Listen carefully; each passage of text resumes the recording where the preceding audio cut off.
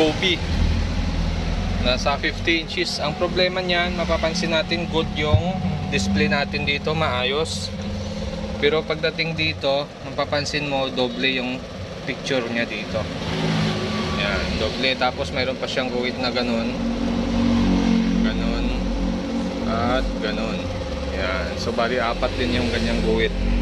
Pero pagdating dito sa kalahati banda, nawawala yung guhit na yon. Tapos naging maayos yung display dito. So pag ganitong mga issue, kailangan check lang natin dito ay yung pinaka panel natin. Buksan natin. Ito LED HD TV ang nakalagay. Wala siyang model number. So ito, tiniyaya na lang natin. Di na natin binuksan yung unit. Dito na lang tayo sa frame nagbukas. Ayan, kita na yung frame natin. Ayan, kita natin dito yung ating side cup. Sa side na ito ay apat, tatlo. Tapos may isa dito pang apat. Tapos dito sa kabila naman, mayroon din siyang side cup dito sa kabila. Ayan sa apat din. Parehas.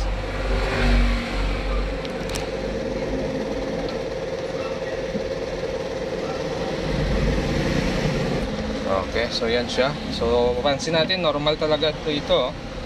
So dito talaga may problema. So gagawin natin dyan ay, pag mga ganitong issue, try lang natin mag-remove muna ng maliit dito sa taas. Tanggalin natin yung side na ito. Kasi ito ay magkabilaan naman yung side cup. Yan, magkabilaan yan. Pero hindi lahat ng magkabilaang side cup ay pwede magpitas. Depende sa naging sira ng unit. So ito kasi ganito ang naging display niya, kaya possible ang problema nito nasa side cup. Okay, so ito na. Yan, naghang tayo ng maliit dito. Pansin nyo ba yung display dito? Yan nagnormal yung display dito. Yan, kasi nga maliit pa lang yung hang natin. So ganun lang ang discarded yan. Para pag hindi dito ang problema, ay hindi talaga siya total na magbablanko. Ingat-ingat kayo pag may mga ganitong problema. Huwag ka agad pitas. Kailangan adjust ka lang muna. Yung kikita nyo, ba? Nagnormal ito. Yan. So try natin to i-remove. Yan. Okay, so sure na dito ang problema. Yan, kuminis na siya dito. Okay, so gagawin natin dito, papatayin na lang natin yung unit.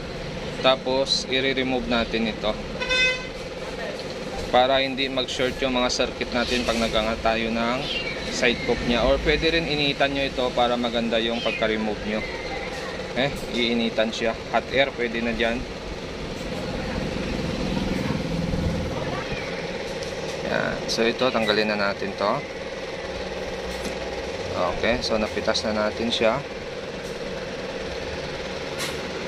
Ito, pipitasin din natin ito.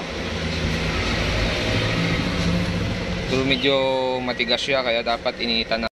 Okay, so ginawa natin, tinanggal natin yung apat na side cup. Tapos ngayon ay okay na yung display. So mapapansin nyo, normal na yung sulat dito, hindi na patong-patong or double. Yan, okay na yung display niya. Pantay na yung display niya dito sa kabila natin. Yan. So yung ganitong problema, ganitong repair ay medyo delikado. Kaya dapat sigurado kayo na ito talaga yung may problema. At hindi ganito yung magkabilaan side cup ay pwede magpitas. Mayroong magkabilaan na side cup na pag nagpitas ka ng side cup ay lalong nasisira. Kaya ingat-ingat kayo pag mga ganito ang issue. Dapat sigurado ka talaga na yan ang sira niya. Yan, okay na siya.